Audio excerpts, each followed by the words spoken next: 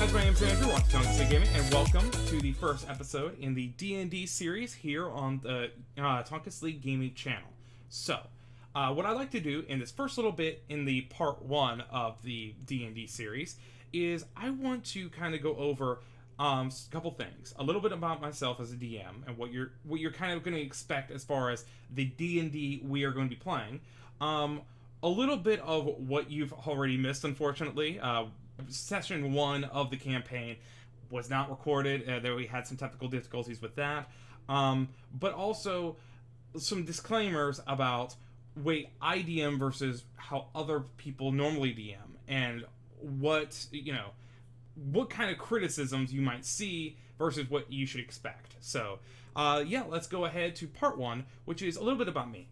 I've been DMing for many years now, and world building has been my favorite part of Dungeons & Dragons. So, I've homebrewed this campaign setting that you're about to go on to, and it's a sci-fi slash cyber western style of setting, where the players are all mercenaries on a ship.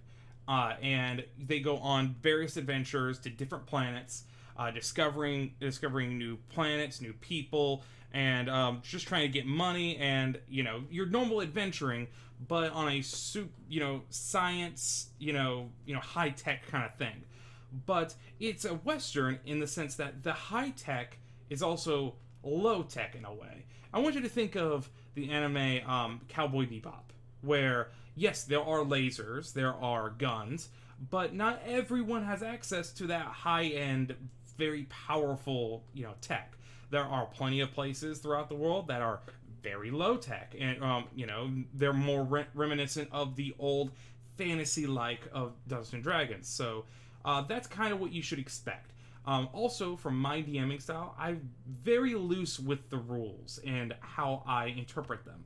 I'm not a rules lawyer. I don't know all the rules perfectly.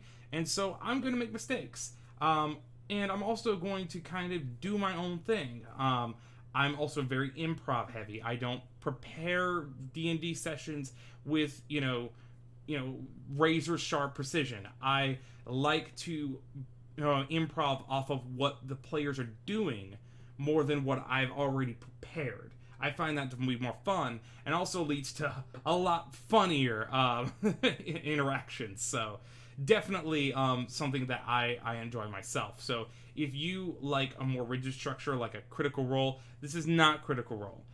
We are much different people. I am not a professional voice actor. Sometimes I forget the voices I do for NPCs throughout the game, and that's okay.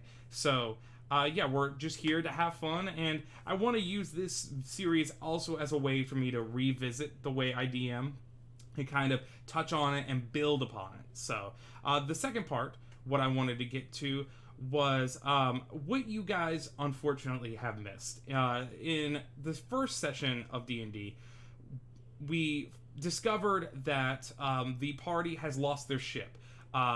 Some raiders had tried to escape on it and accidentally blew themselves up when they got into a space fight right outside the hemisphere of the planet, which is more like your typical John Wayne Western style planet of desert, small rustic town, and that's where we kind of start off with the players with no with no spaceship, and what transpired was they found the only survivor of the entire raider group that took their ship being this small child, who after interrogating found out that he was just a slave to the raider group, just working at as kind of a handyman, just trying to get by, and they took him and used him and sold him to this ship master, who gave them a new ship for his services. I'm not sure if you would consider that slavery in a way, like sold them into slavery, but it's kind of what happened. That's pretty much the gist of what happened. Now, I thought it was a lot really funny in the way that happened, but that's basically what happened so far. And right now, they have left on their ship and they've gone to find adventures on other planets. So that's basically what happened in the first session. In the third part, I just want a disclaimer, real quick. I am very open with cursing and violence and gore, and it's very adult. So if you are not comfortable with these kind of things, if you're not comfortable with the language and the violence, I don't think this D&D series is for you. I'm sure there are some D&D campaigns where they are much more PC, much more family friendly, but I typically like to try to go along the edge of realism, and in real life things are really violent and graphic in a sense, and it's more fun that way in my opinion. So with that said, thank you guys so much for watching the video, and here is the first episode of the D&D campaign. Alright, so we're gonna go ahead and start. I want to start by recapping what happened last time. So who would like to do the honors? Oh, God. I did all the talking last time, so I'm letting one of them do it. Zane? I can do it. Yeah, okay. So, hear me out. We're the quote-unquote good guys. I would not agree with that. That's up for debate. We're good guys in training there. Alright. So, we, Has anybody seen The Boys? In this alright, if you're all going to school to be a good guy, you guys are like about to flunk out. I like it. well, this is the first Alright. test. It's where they judge, like, how much training we need. Oh, so this is like you take the test before you go into community college, and it's Yeah. like, oh, you Like actually prereq. you need to start out at like 4th grade math. Yeah. I feel. Yeah, I feel that on a personal level. I feel like I'm in Chris's in the EC classes at this point. Oh god. So, we partied hardy on this one planet, and as we made our way back to our ship, we found out that it had been stolen, and someone proceeded to crash it, and it fucking exploded. And then we found somebody that was linked to it, shot his foot off, healed it. It's your boy. Hey, I mean, that's how we roll. We're bounty hunters for a reason. I just want to put out there that my job application to a nuclear bomb plant has just been processed to go to the next stage. Alright, thank you. That's not a lie, that is a real healed thing. it, and we Nice. intimidated him into taking us back to one of his quote-unquote friends. Went to the guy, tried to get a new ship, and in the process, we wound up selling the kid into slavery with this Indentured guy, and then servitude. giving the person all of our money in order to just get a ship so we can get off the planet. I personally vowed to go back to the planet and get the kid out of slavery after putting him in it, but don't know what the other people on my team are gonna really want to do. It's I kind don't even know who he is it's- anymore. Fuck that guy.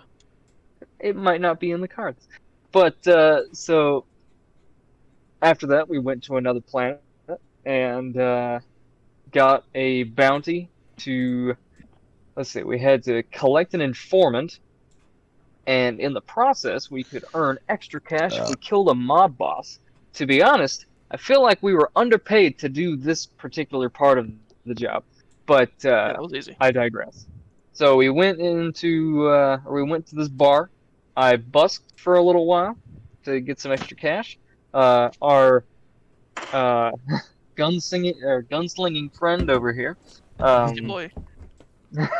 went invis and broke into the party and basically just played the imposter in I played Among Us, dude. Among Us inside of the inside the bar, Yeah. and found a friend.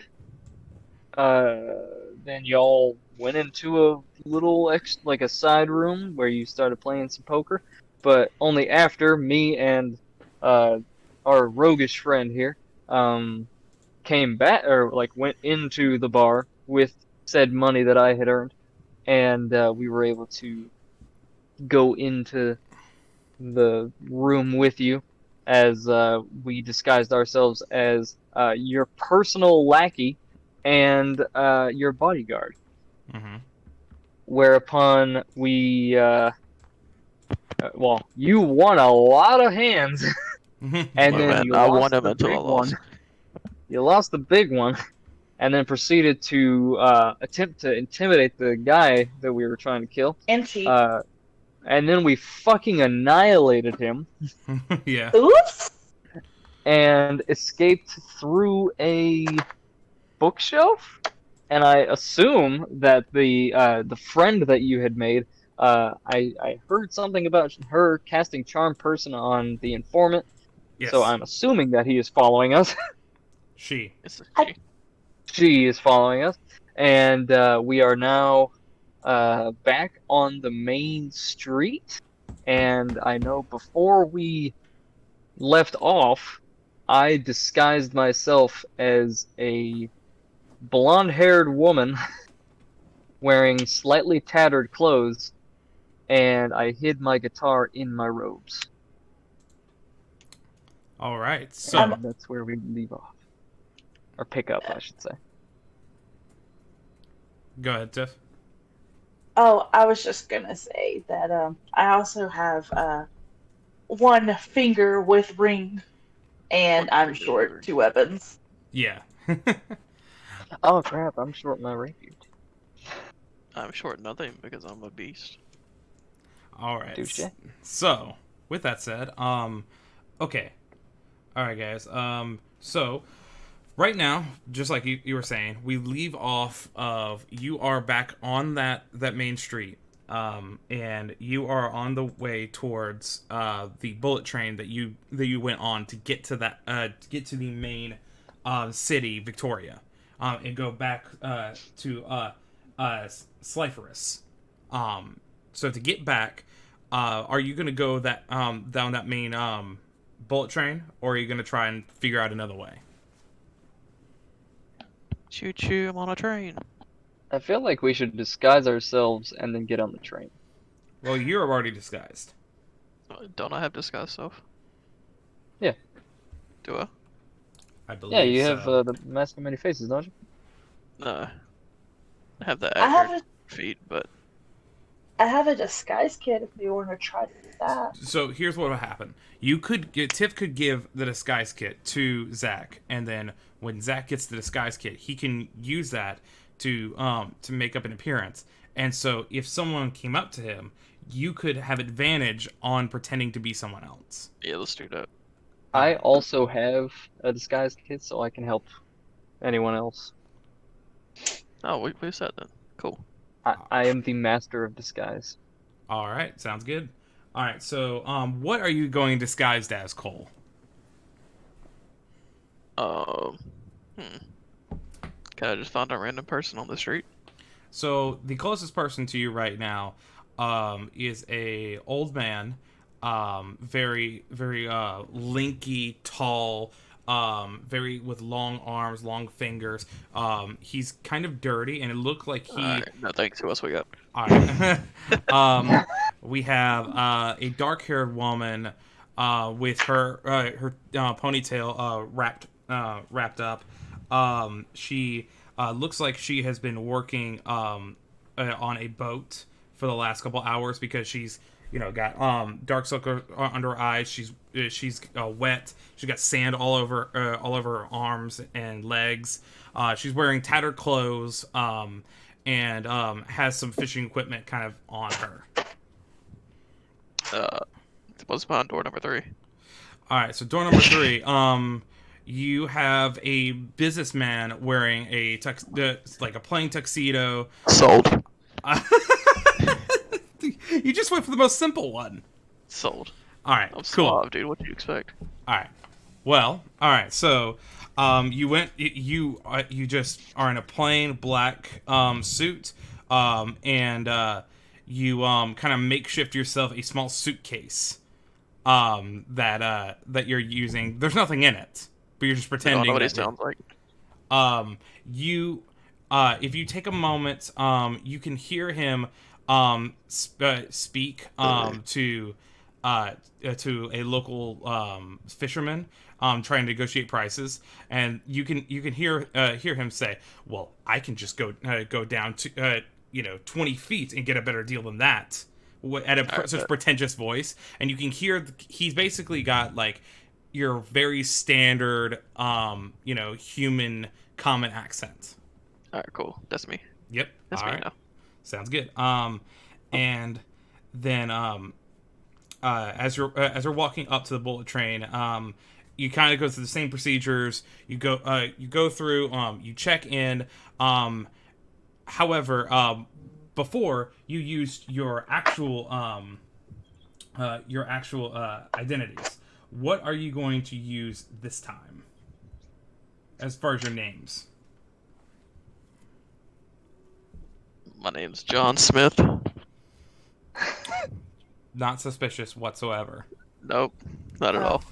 Okay, so just as a note, while Cole was trying to disguise himself to look like somebody else, Chris is like, because she usually has her hair pulled up to, because obviously rogues getting your hair in your face is going to be counterproductive. Mm-hmm. She's pulled it out and let it fall down and like smeared dirt on her face and in her hair to make her look like the rest of like the rundown kind of tattered denizens of the area. Yeah. And then she's also kind of like dirtied up her clothes, like poured dirt on her clothes to get rid of the blood as well. Okay. Because I imagine there would be some sort of spray from her, Yeah. So Zane, what name are you going to use as an alias? Claire Bedingfield. Claire Bedingfield. Perfect. I like it. And Chris. Xanth Ophoris. Excuse me? Perfect. Okay. So, as this is happening, you see the woman that you were with. She kind of, as you guys are walking up to check in, she goes first. And the attendant says, "Name, please." And she says, "My name is Visera." And she says Visera, and he says Visera Tokomatsu. Oh, what a name. And he says, "All right, Miss Tokomatsu, here you go." And she grabs it and moves on. Then he says, he goes to you, Cole. Name, sir. My name is John Smith. He kind of looks up at you and says, John Smith. Class of 45? No. Ah, man, you remind me of a friend I had once in 45. Thing about it is he was really, really good at soccer, and I gotta say, and I'm in a hurry. He's like, oh, I'm sorry, sir. I just excuse me. And then he hands you the ticket. Thanks. and then kind of like flustered a little bit, he's like, he goes up to you, Duke. He says, name. My name is Claire Bedingfield. And he says, oh, Claire, that's a very pretty name. Hey, I'll be right back. I have to pee. Thank you. Well, I'd like to think that I'm a very pretty lady, so it kind of fits. He says, What's the chances of a man like me being able to take a girl like you on a date?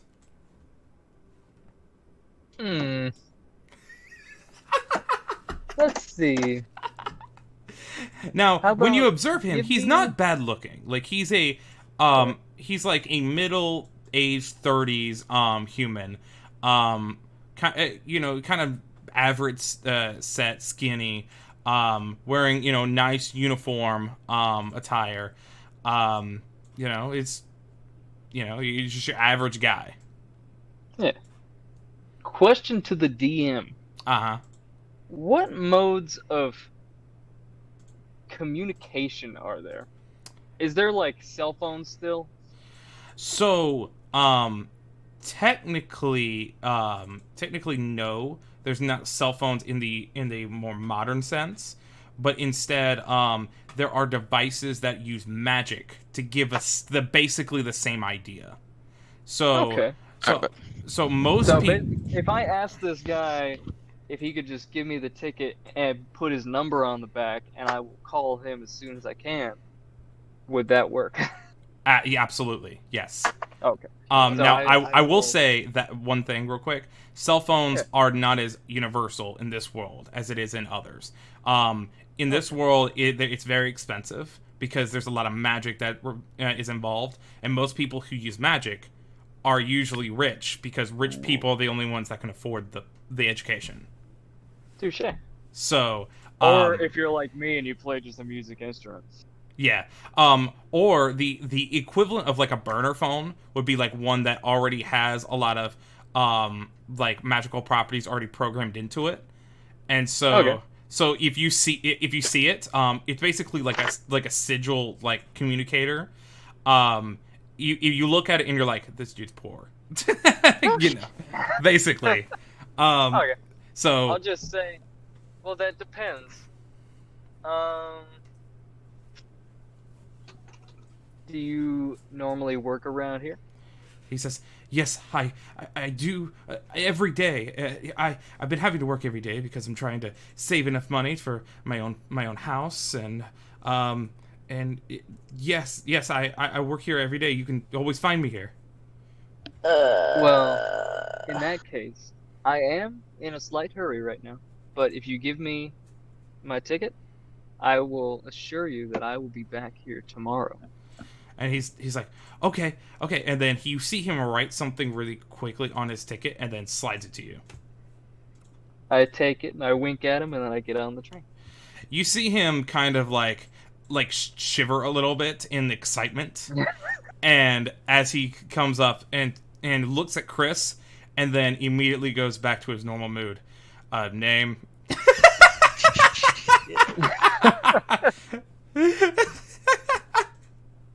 Yikes. Xanthophorus. He says, "Okay, have a nice trip." Chris is just like, thank you, kind of gives him like a small bow, like trying to like she's really shy and hiding in her hair, and then she gets on the train. Yeah. Okay. Cool. All right. So all four of you now are on the train, and so far, you make about halfway through the ride, and everything seems kind of normal until you see two officers move up, and what you notice about the officers, unlike Sliferous, in Victoria, these are much nicer looking police officers, as in the armor's nicer. You can see, unlike the normal like powdered guns like they would have in Cypherus, these are high tech laser powered weapons. And they're decked all white with streams of green around the trigger trigger, and you see their faces are completely covered by helmets. I want you to think of like a futuristic RoboCop kind of look, and then he goes through each person, and he's like first, the first person you see that they're talking to, you see this older woman, and you kind of see them murmuring to her, but you can't hear what they're saying. Okay. But it looks like they're Chris is... in an interview style like position. Okay. I guess like during this ride, before anything serious happens, like during this ride, like Chris is gonna try to like at least disguise herself some, and then she's gonna like hide, like in a darker, wherever a darker area is. Okay, so since this is the bullet train and most of the like normal commoners would go on the bullet train, there is actually a part of one of the carts where the light above is flickering because hasn't been replaced quite yet. So you kind of sit there like kind of like pressed up away from the group, but pressed up against a fat older man who's falling asleep. And as you're sitting by him trying to divert attention from yourself, he kind of slumps towards you and like drool is coming down his right side and is about to touch your clothes. Yikes. Chris just kind of like moves his head on her shoulder, pats his head, and just lets it happen. She's just like, it's not the worst thing that's been on my clothes today. Okay. And then he kind of just continues falling asleep there. And then you see the two officers go to the next person and starts talking to them again at a distance to where like about 30 feet, so you can't hear exactly what they're saying, but you can hear that they're talking. Okay. I'm just chilling. Okay. I ain't scared. All right. And then you're almost there, and then they come up to the closest person. Now, out of the group, who is the closest to the conductor? I know Chris said that she would be the furthest away. So who would be the closest? Probably old girl and then me. Okay. So the woman and Cole. All right. So she looks at you and says, "Do you want me to do the talking?" No, I got it. She says, "All right, confidence. I see."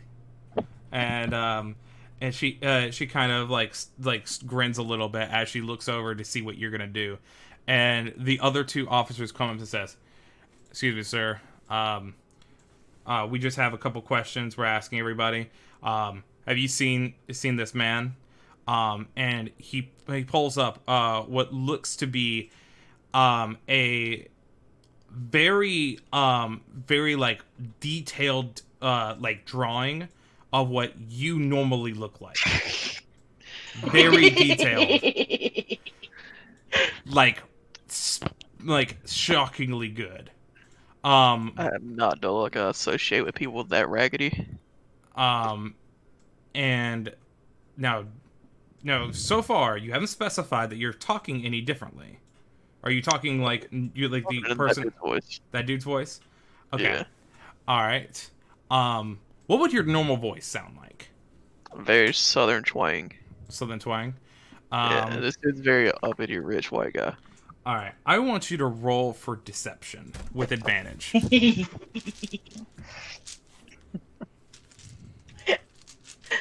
Deception? Deception with advantage. Yeah. Natural 20. Natural 20. Holy Hey! So you speak in such a manner that you saw that he was speaking to when he was talking to the fisherman. He was just like, well, of course, I wouldn't ever speak to someone like that. I mean, what did they do? And then he says, oh, well, you see, sir, one of the most notorious criminals in Victoria was recently killed by what we assume is this assassin character. And he's like, and so they kind of looked over to you, and he's like, I do apologize. You guys have a good trip. Thank you kindly. And she looks over to you and says, impressive. I know I'm impressive. It's okay. And she says, let's hope your little friends are just as lucky. Probably not. She says, Zero faith. She says, I mean, we can have fun. We can drop them both. I'll bet. Do you want to go? Let's see how this plays out. Okay, so the two cops go up to Duke. Duke, disguised as the woman, as a woman. He says, the man says, "Ma'am, I have a quick question for you. This is just protocol. We're asking everybody on the train. Have you seen this man?" By the way, you can't help but to chuckle to yourself a little bit because it's so accurate. Well, first I'll just be like, wow, that is a very detailed drawing. Did somebody take just a picture of him? He says, we have some of the best illustrators in the city. I have to say. Well, that's good, because there's some bad people here, and you know what? The sooner they're caught, the better. Oh no. I want you to roll for deception. Do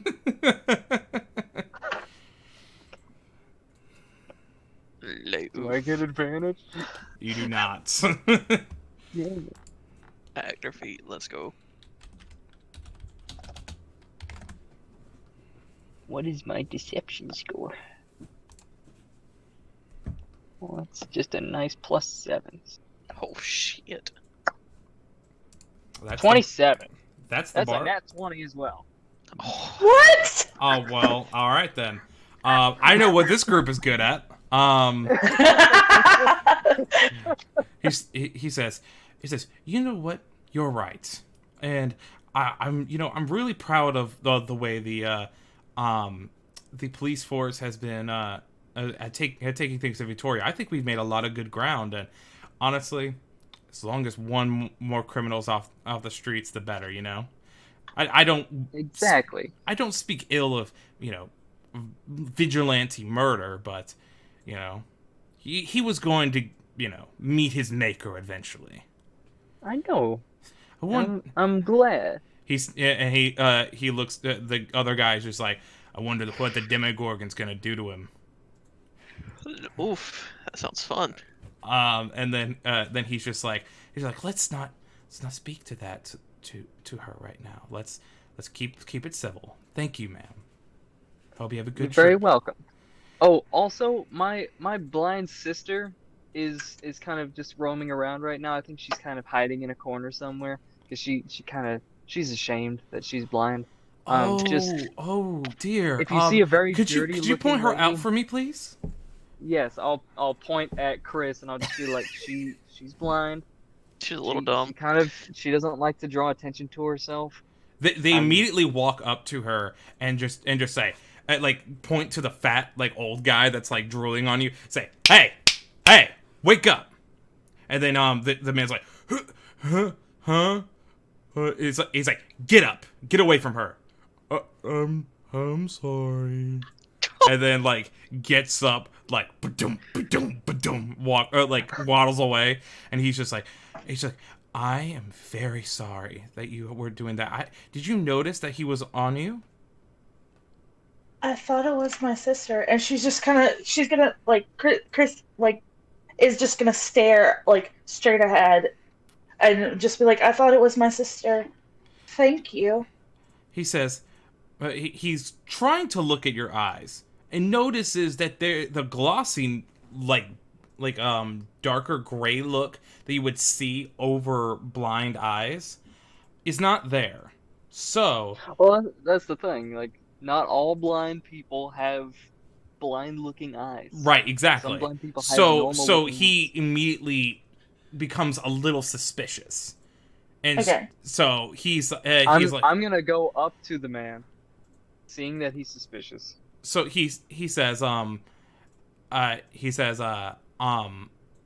you, Duke. He looks over and says, "Could you do me a favor? Could you describe to your sister what this person looks like?"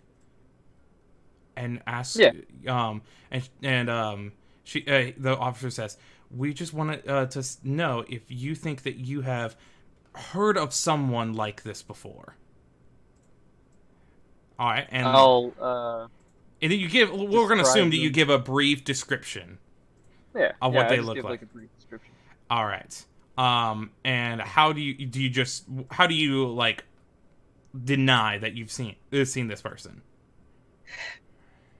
Bitch, I'm blind. I ain't see shit. Please say Can't fucking that. see. Oh, please. Or you never heard of them. How about that?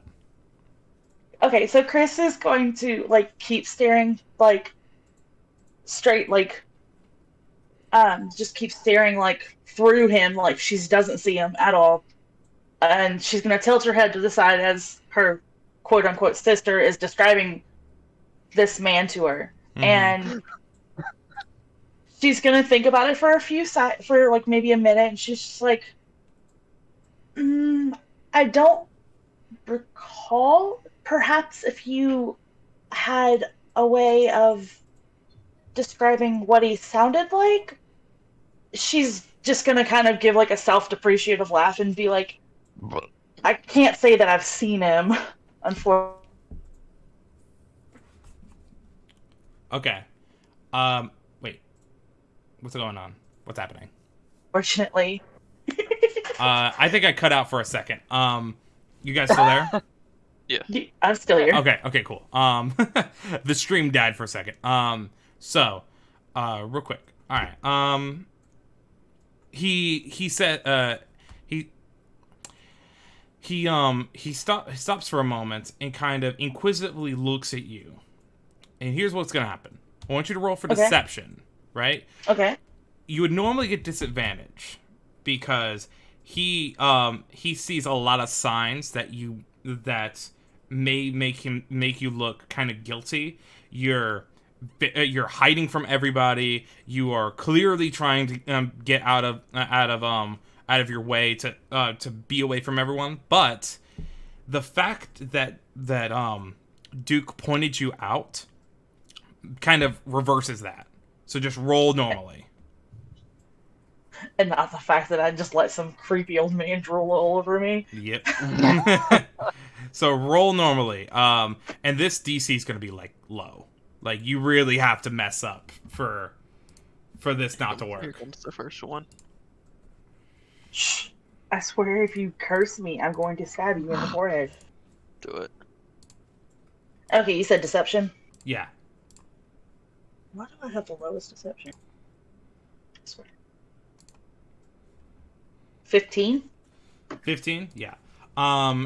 He says, hold on a second. All right, so he says to you, oh, okay, well, thank you guys so much for your cooperation, and we're just gonna move on. All right, well, thank you. And and as they're moving on, down to the next person, the train stops, and you are now have arrived. So, you guys go ahead and you exit. I grab my sister's arm, like I wrap her arm around mine, and I go, "Come on, sister." Okay, and then as your guys both are walking out of the train, the woman Chris is gonna make sure to stumble, like purposely trip on someone's feet that's still sitting there. Yeah. And I'm just like apologizing, like, "Oh, I'm so sorry." So the woman, also having her arm interlocked with Cole's, says, this is the longest date I've ever been on without him ever asking me what my name is. I don't care what your name is. and she says, well, how are you supposed to go on another date if you can't find me? That's the point. Oh, dang. And she says, well, fine. Well, fine then. And she says, I appreciate what you've done for me. And she says, I guess the reward for my return, I guess we'll just go unpaid for. Hold on, wait a minute now. She says, "Ah, I see. I got your attention now. Once we speak about money, then I got your attention." Yeah. And she says, "Well, you're going to have to do something to impress me because I'm mad at you right now." Fuck.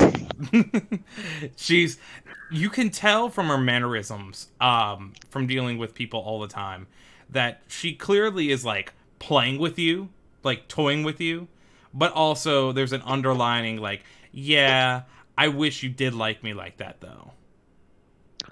Well, what I gotta do? And she says, "How about this? You come meet my father."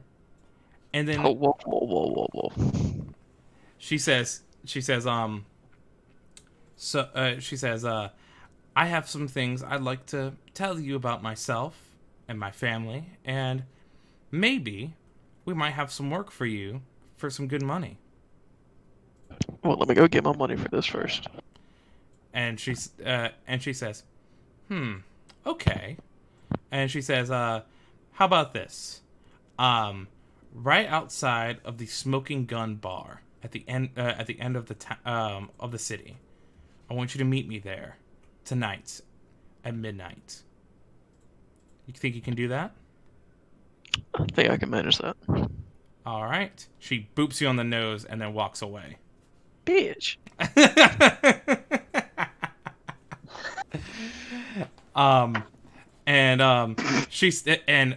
She really quick walks up to Chris, and Duke says, "Oh, and before I forget," and she hugs you both, and she says, "It was fun." And then she Chris like just scurries kind of off. freezes awkwardly. Yeah, and then she scurries off. I'm just like, girl. She scurries off a little bit. But as she's walking away, you notice like a cloud of smoke like appears, and then she's gone. Fancy. All right. Show off. And now are you going back to go collect? I'm guessing you're going to collect the bounty. Yeah, I want my money. All right. So I want to bring something up to the group really quick. all right. So, hear me out. So you know how she's quote unquote missing, right? And there's a reward for her return. She literally just fucking disappeared. Why didn't she do that while she was like with the bad guy? I don't know. Anyone else think this is suspicious? Probably. Everyone is suspicious. True. This place is fucking sketchy. Who is the Yeah. imposter? Wasn't me, I was on electrical. It's the Italian chef. The imposter. You said you were electrical? I saw Electrical? you above cafeteria. Oh, you're lying there, bud. Nah, you're being Well, I a was little on sus. cameras, so Let me Purple figure out sus. how do I vent like Andrew? All right. Nah. When I pop out events, I do it in front of at least 3 people. Look, man, I'm too thick to fit an event. Let's talk about it. All right. All right. So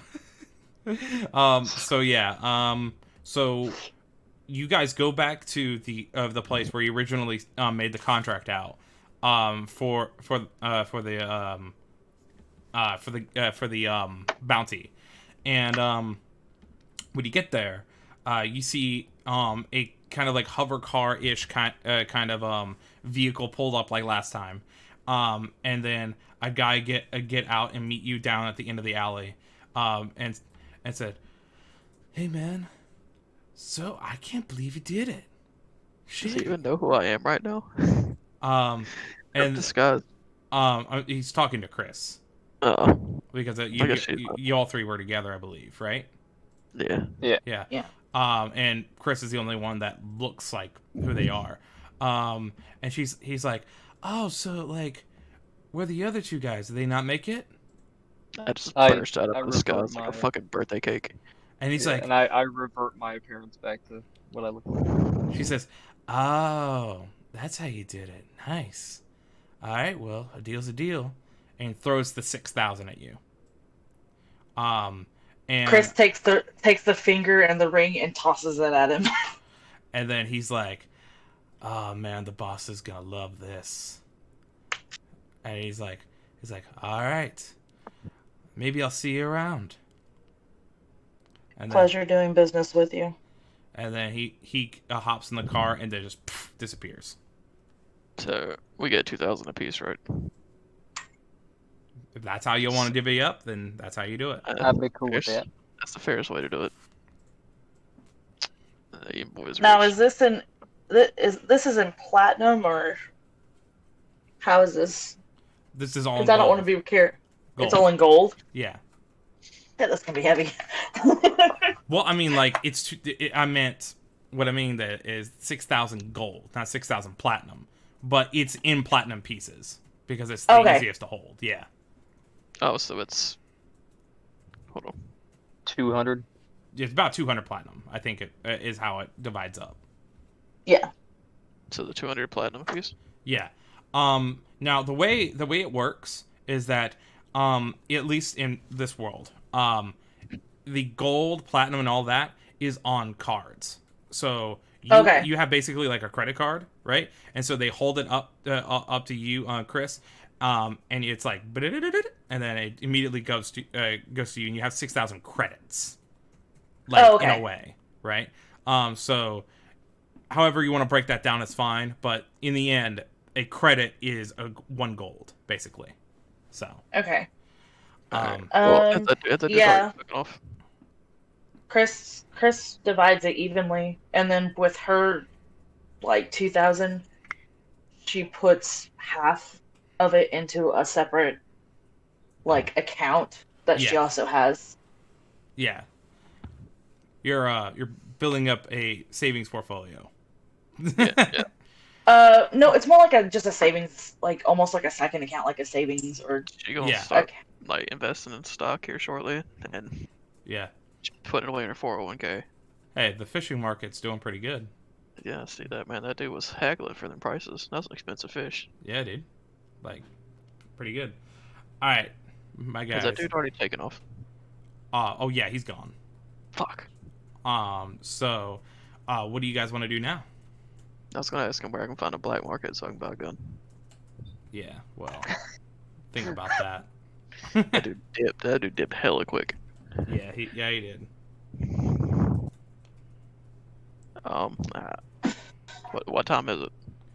Right now it is like early morning because you guys fuck. stayed up all night. Yikes. So Look, I want a bath and a bed in that order.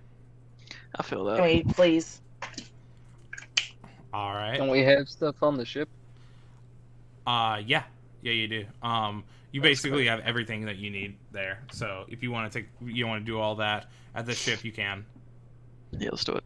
All right. So you show up to the ship. You open it up. The first thing you see on the floor is Gear with oil all over himself in a pool of oil, and he's like, "Oh shit, y'all! I got too lit. What happened?" I just kick him in the head and tell him to clean himself up. All right, y'all, and then you just see like vomit, but it's like a mix between oil and gas, so it like sparks into fire.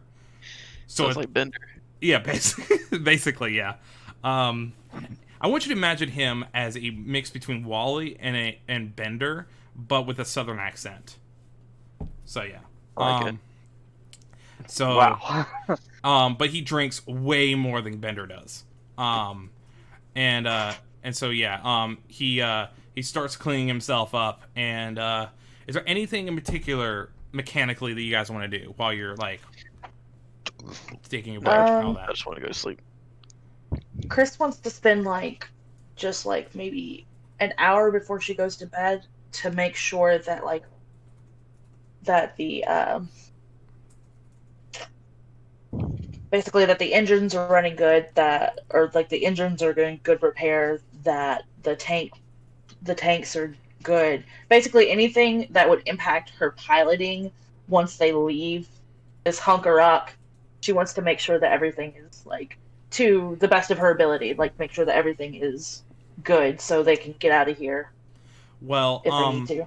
I'm gonna assume that because the only thing that's wrong, quote unquote, or that you need to do is you need to get more gas. You're Okay. about half empty from your trip. And you need there's one other thing. You need a little bit more to be full. You need a little bit more of oxygen. Awesome. Okay. So these are things that every ship needs. So I imagine you get it would be what, 20 gold to gear for the oxygen, and then 100 gold for the gas for a half a tank. Okay. But the question is how y'all want to divvy up that bill. How much is the total? 120. 120. So 40 each. You want to do that? Sounds good to me. All right. Yeah, so that works. So I'm all about quality here. Yeah, there you go. So deduct 40 from each of y'all, and then by the time you guys are done resting up and everything, and we're gonna say this is a full rest, so that by the time we'll assume that we're gonna fast forward all the way until about 10 to 11 o'clock at night, when you guys need to go. I do have one thing that I want to do. Yeah, go ahead. I want to find. Do we have our own different rooms on the ship? Yep. I would assume so, yeah. Yeah. I'm gonna go into my room. Now I will say real quick, if Glenn is joining us, the other player, if he's joining us, there is not a room for him. He will have to sleep in the closet. That's fun. That's fine. Okay. He wasn't here to claim a room. Okay. All right, go ahead. So I go to my room. I would like for it to be one of the ones that has a window to the outside. Mm-hmm. And I will lock the door, and I will proceed to play the thrashiest song that I can in a prayer to my God. Nice. So you are basically playing Raining Blood. So when you get to the part where it's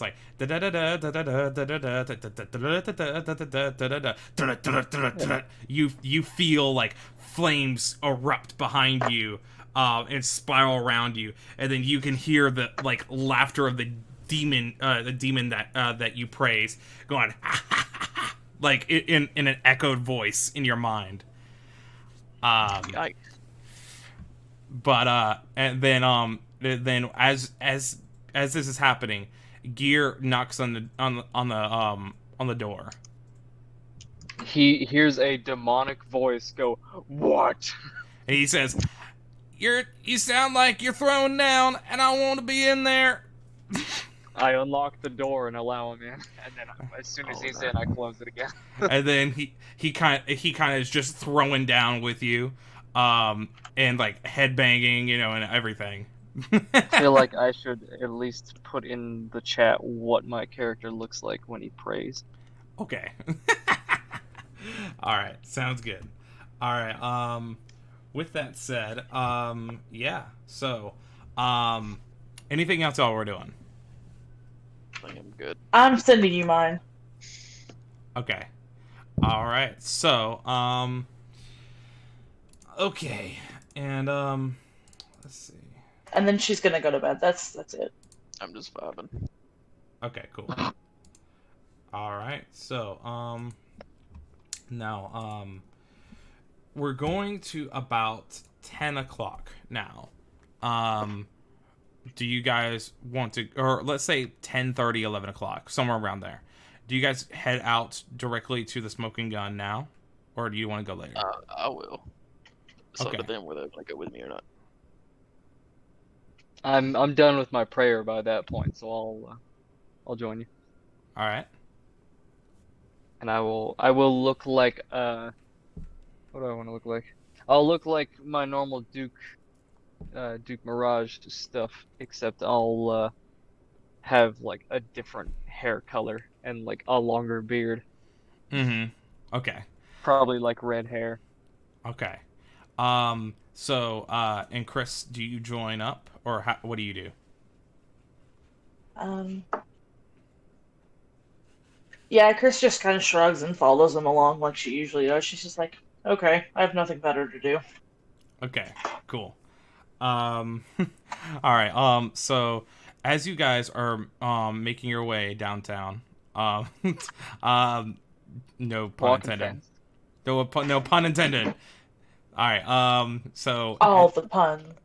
So as you guys um make your way down there, you notice since you guys are kind of like walking, because it's the distance between you and that part of town isn't that far. You start to notice that late at night there's not a lot of traffic where you got people walking around where you are. And it's a lot of people like closed up inside. And then as you get closer and closer, you hear the rumblings and laughing and the thrashing of the downtown scene, and you hear very louder and louder crescendoing jazz music where you're going. Ooh, jamming. Yeah, like a big stage, big band, like jazz music, jazz and swing. And while this is happening, you guys come up to the smoking gun, and it's literally neon lights, and it's a cowboy with a neon light sign with two guns beside him and a cowboy hat covering his face, and it's like dancing lights and sparks and just people all around convening and talking, and some people are fighting in the corner and outside This place wasn't made for me. out of the bar. And then you see in the distance the same woman from earlier with long black hair and a very pretty sparkly red dress walks up and says, "Welcome back, friends. Howdy. Nice to see you." And then she says, Like your hair color. she says, thank you. And she says, so, are you ready to meet my father? I reckon. And she says, okay, so let's go. You follow her through the front entrance, and and it opens up, and what was apparent before as just a local bar, it is a huge casino. Bar. So much money. And it's also kind of like a nightclub as well, where there's like a dance floor. It's just all around stuff, and there's a huge jazz band that's playing with and people are like dancing, fighting, and getting drunk, and it's just chaos, like pure chaos on the inside. It like a couple of big brawly dudes are beating the crap out of each other, and one pushes the other towards Visera, and Visera leans back and trips the dude through the glass window, and he jumps and he falls outside, and then lands on his stomach, on his face, and then the entire bar erupts in laughter as this happens. And then she looks over to the man and says good job. And you guys both walk up towards the top, where there's two bouncers who are Oh, Visera, nice to see you again. So that's your name. And he's like, wait a minute, you, where? And he's looking over. He says, did he's like, we gotta tell your father you're here. And she says, no, I want it to be a surprise. I'd like to introduce the man that saved me.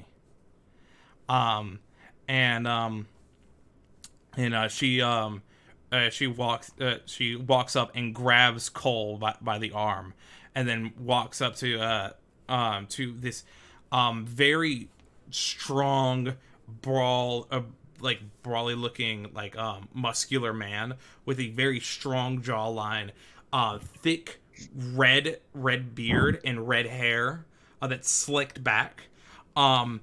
He kind of looks like an Outlander Scottish style character, with a nice tuxedo without the jacket, with his sleeves rolled up, and is violently drunk, and laughing to himself and his friends. And he looks over to you, or to Visera, and says, "My girl, finally you're here."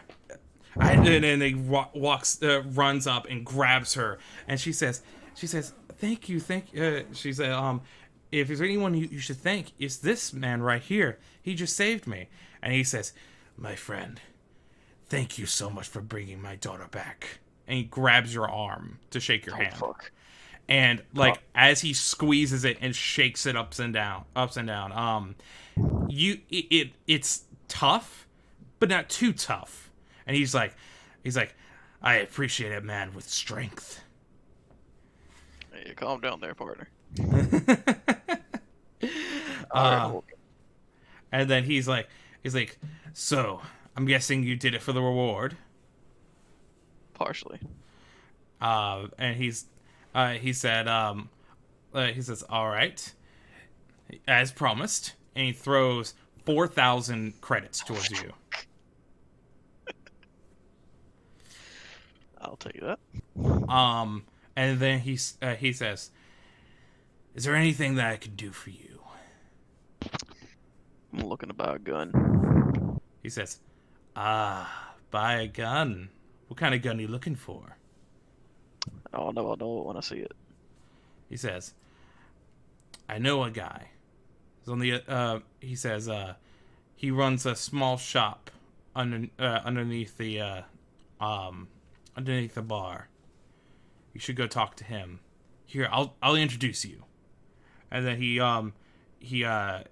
walks over. And now, what are you two doing, Chris and Duke, while all this is happening? I was actually going to raise my hand up a little bit and try to get his attention. Mm-hmm. And I want to say, would you happen to know anybody that deals with magic musical instruments? And he looks at you for a second. He says, "Do you know this man?" That I do. And he says, okay. You must be his backup."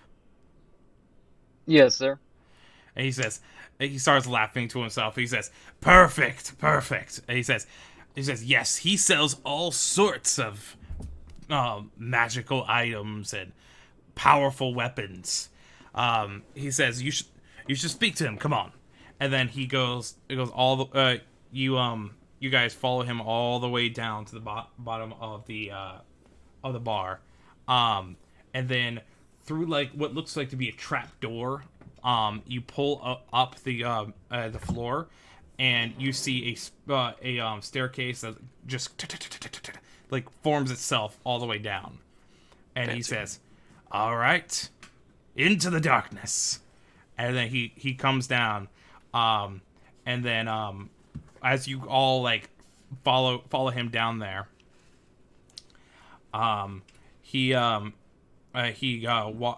guys see the staircase kind of all the way back up, and it closes, and now you're in pitch darkness.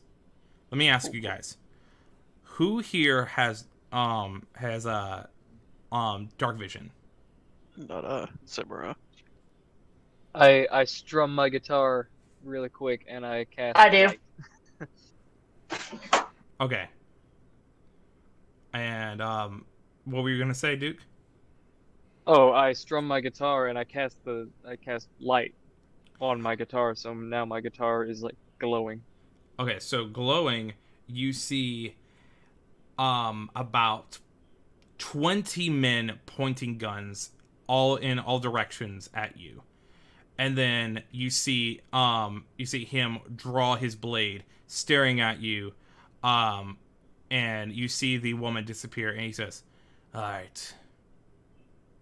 Now we need to start with the truth. Who are you people?"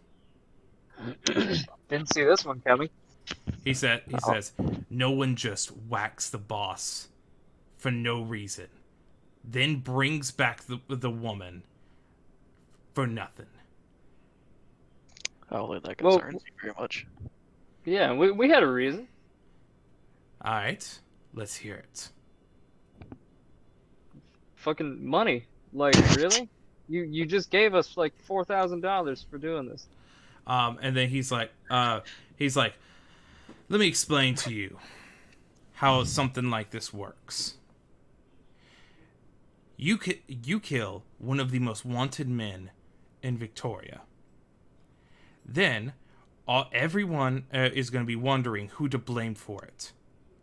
They're going to be looking at someone like myself. And then, when I find out, then you grab the woman.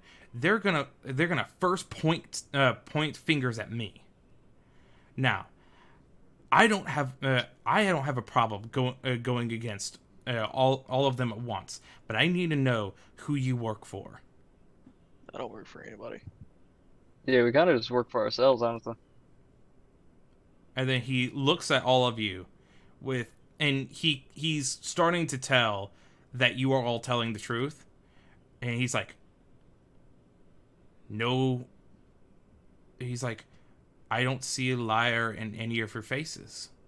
He says, I will like look over to Cole and I'll be like, "Who was the guy that gave us the bounty, by the way?" No fucking idea. Yeah, it was some dude. and I don't. he's like,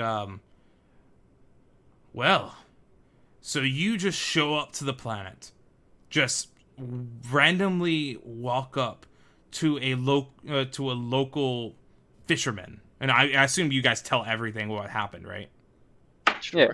I actually, because I know what the guy looks like that we got the bounty from, I will transform to look like him. Perfect. And he's like, And I'll say, "Oh, so this is what the guy looked like." and then Must he's be like, nice to be able to do that. he's like, I see. You're bounty hunters. Be it. He's like, Yeah, if that wasn't evident enough already. it from his perspective, you're all this is what he's thinking, and I'm trying to explain, so because I'm not explaining it well enough. So You're good. basically, from his perspective, he's worried about being double crossed right now. You're pretending to be someone you're not, because that's something that his people would do. Is they would do favors for their enemies to get on their good side and then stab them in the back. And he's thinking, "Oh, whatever you guys did to get close to the boss, that's what you're trying to do to him." You see what I'm saying? Yeah. Gotcha. All right, so I'm sorry I didn't explain that very well, but he's Oh basically no, you're fine. so he's basically like, "Oh, so what you just did the boss, you're trying to do to me by bringing back my daughter, thinking that I'm just going to immediately trust you." Do you see what I'm saying? Gotcha. Okay. So he's like, "All right, so you're not assassins, but what and he's like, "How about this?" Chris just kind of looks at him and is just like, eh. Well, me and Cole, not so much. He's like, "But you could be." He said, Yeah. he says, "If you got the talent to take down someone like something like the boss. Here's what I got for you. And then at this point, he lifts all the lights, all the guns are being pointed away. And then he's like if you have the time, I have one more job I have a job for you guys, and I can also offer you something that's worth more than gold. Whoa there, bud. What you got? He says, first, we're gonna need a drink. What do you say? As long as you're buying. He says, for any hero saving my daughter. He's like, you pay for nothing here. And you guys all make your way back up to the bar. He makes y'all's drinks. What do you each drink? Straight whiskey. Straight whiskey. Duke.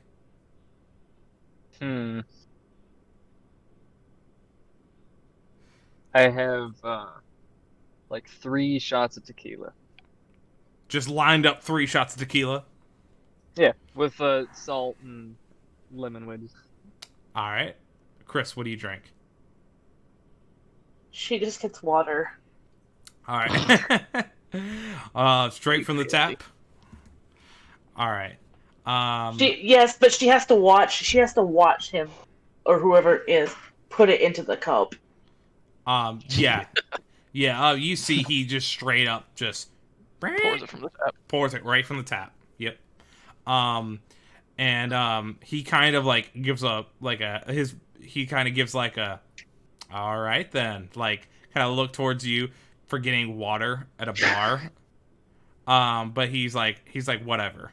And so he's like so me Viscera, our family, we are part of the he's like, we are part of the Tokumatsu clan. We are the last descendants of a very old tradition of shinobi. He says, I'll be back. okay.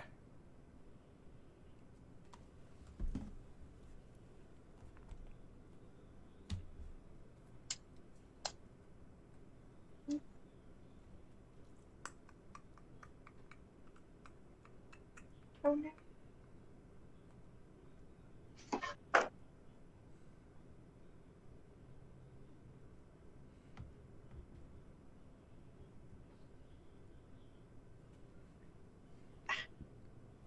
I guess while we're waiting and while the guy was making drinks, Chris is trying to look and see if anybody is fighting again, because she was watching it earlier and was in love with it. So there's no one fighting right now, but the two guys, or once he got up, they're still going at it, but they're both taking a break before they start fighting again. Oh, so this is scheduled fighting and not just pit. Oh no, they're fighting. They want to kill each other, but literally no one's paying attention to them because it's kind of just normal.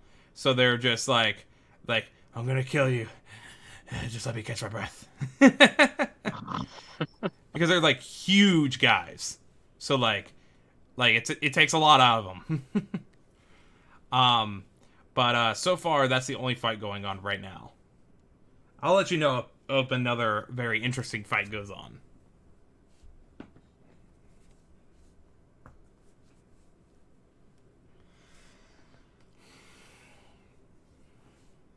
I'm just playing a little ditty. Yeah. Probably Sultans of Swing or something. Mm-hmm.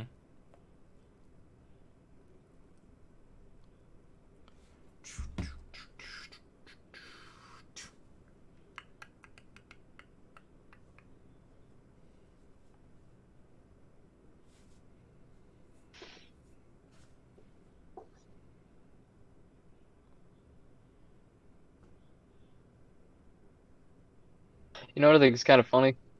What's that? I mostly play my guy's guitar, but I can also play like horns and drums and like violins, Mm-hmm. and I have a small drum with me. Yeah. So if I wanted to, I could just be a drummer for a little while. You could. You're right, you could. But will I? I don't know. I like the guitar too much. But will you? It's a good question. So, obviously I'm gonna be obviously I'm gonna be editing this part out when Zach's gone. Yeah. I wanted to say two things. One, we're kind of getting closer to the end of the session because Zach said he had to go at around 9.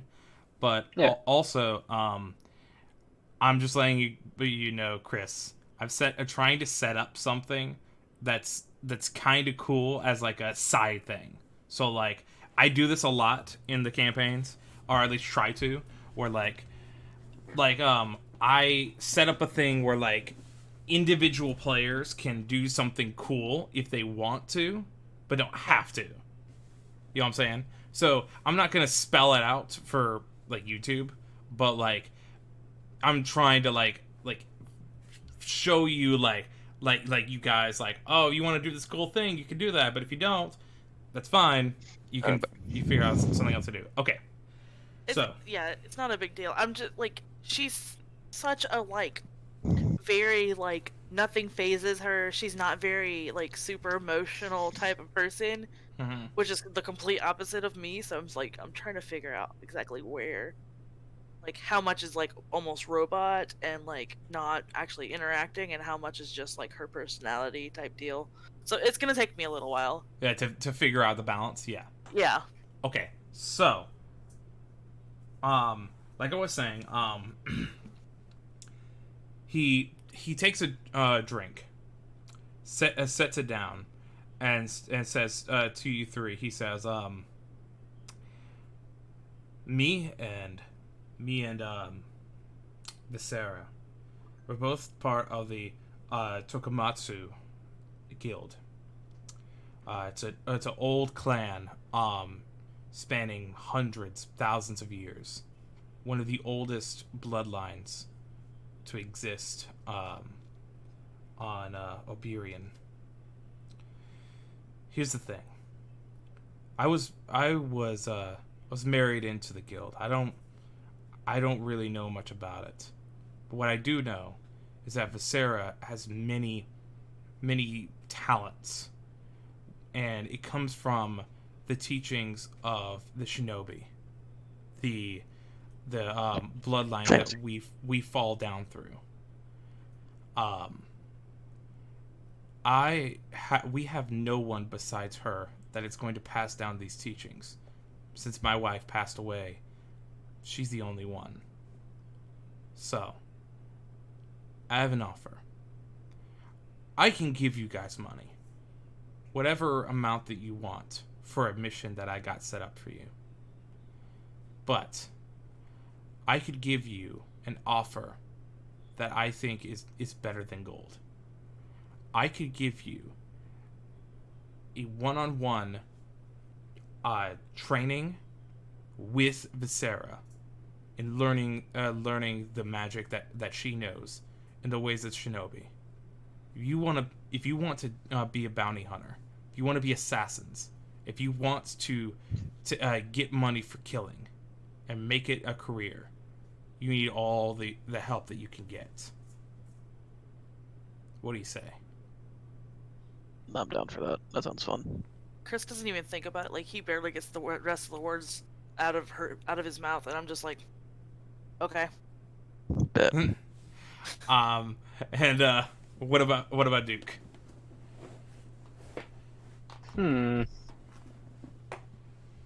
Duke has to contemplate it a little bit. Okay. He's okay with being a bounty hunter, because it doesn't always involve killing. Right. Most of the time he tries to talk his way out of it, or he tries to just like talk the people into like giving themselves up, kind of thing. Right. So you're contemplating whether, because you don't feel like you might not get as much out of it, you're contemplating whether you like the idea of going towards something, like a payment that's going towards something so specific. Yeah. Okay. I mean, I'll take him up on it, but it wouldn't be like the first go-to that I would do. Right. Okay. So, then he goes over. He says, "All right. So, with that said, here's what I got for you." Goldilocks. He says, hold on 1 second, okay?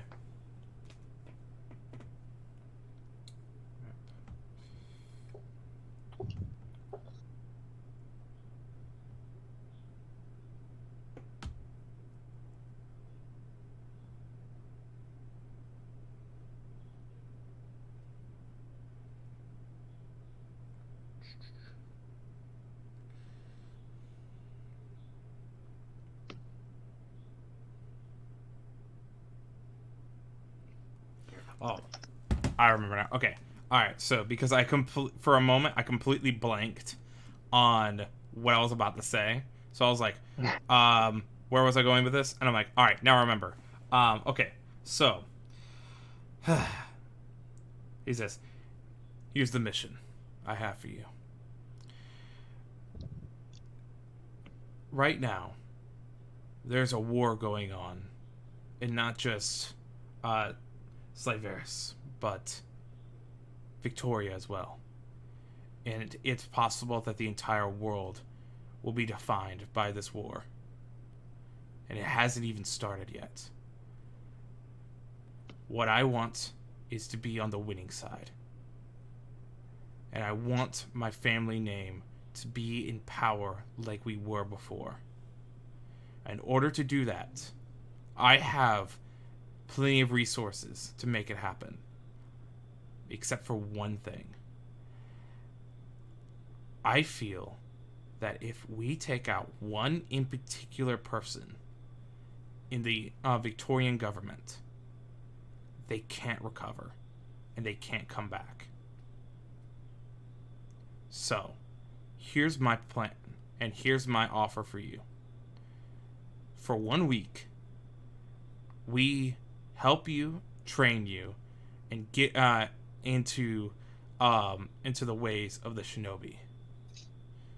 In exchange, afterwards, you do this favor for me, and I will give you 10,000 gold. Yes. Only thing is, you have to kill the great Tiambi. And once you hear the name, you see Visera coming up behind Cole, because he's facing the opposite way of the man. He goes up and says to him, he's like, "That's Father, that's suicide. Even if I help them for a week's not long enough. I mean, years we would have to try. And I understand that they're talented, but you have to think about it. This is the king. This is the ruler of the government of Victoria. He's heavily guarded. He has more resources than anybody. He has an army defending him." And he kind of looks worried, and he says, "I understand that you may be confident, but I hope you're not stupid in taking this offer." Yeah, I am. And then he's like, If you add 2 more zeros, we'll be good. Oof. he says, "I don't have that kind of money." But you do, though. He says, "I am giving you all that I can spare while also win this war." Now, what about all you can spare and not win the war? And he says, are you stupid? Like, I'm trying to Yes. He says, "Clearly."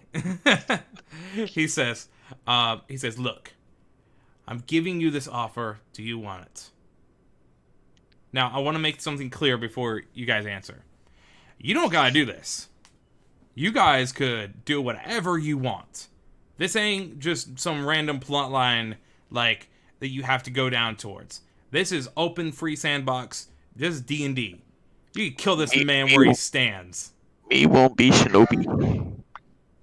Me want to be Shinobi. That's perfect. Okay. Naruto.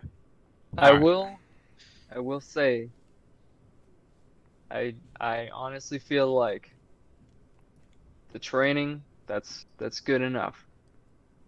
What if But we for just do me the training? personally, I feel like we're being underpaid for a lot of the jobs that we're taking on right now. You're literally asking us to kill a king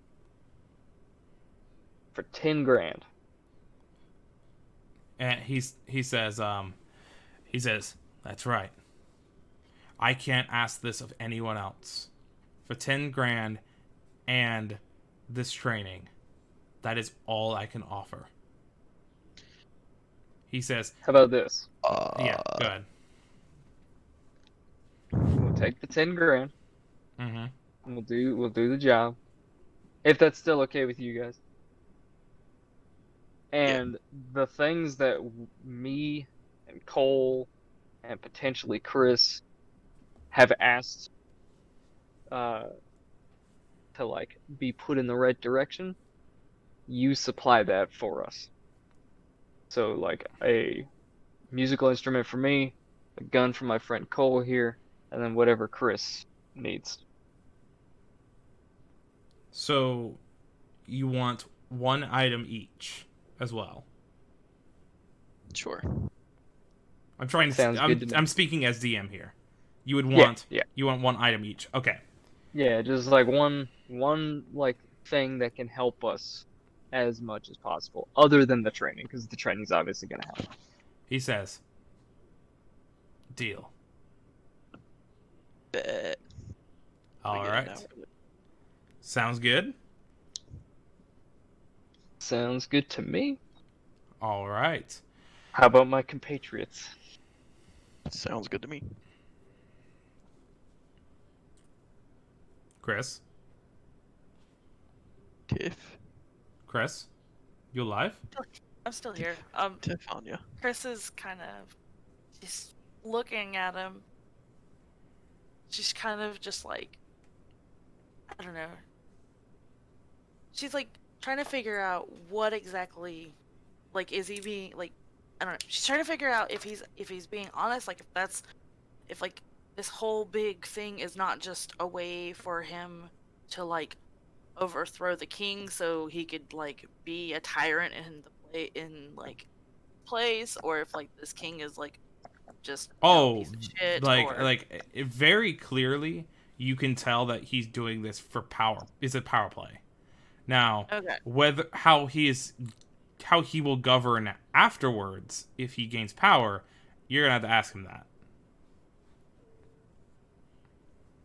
I don't personally care. No, I don't live here. I just want the money. Being on the good side of a very powerful government that can give you supplies sounds pretty nice. I wish I'd have got him to fill up our ship too. Maybe replace gear. That dude's kind of retarded. Chris is just gonna like look you. at Viscera like really closely for a couple of minutes Uh-huh. and just kind of look at her and then look at her dad and it's just like, all right, let's do this. All right. Make up, you sure. All right, guys. And that's probably where we're going to end it right there. Yay. Because I know, Zach, you said you needed to leave at 9, right? Yeah. All right, dude. What did you guys think of that session? Was I fun. like that. That was Nice. fun. Nice. Okay. I found the blind sister thing was hilarious. That came out of left field, man. I was gonna say I pulled that one out of my ass. Yeah. I like it. All right. Sounds good. And All considering how bad I rolled, I am so glad that he did that. Yeah. All right, dudes. I will see you next time on D&D. All right, later. Later, guys. See you later.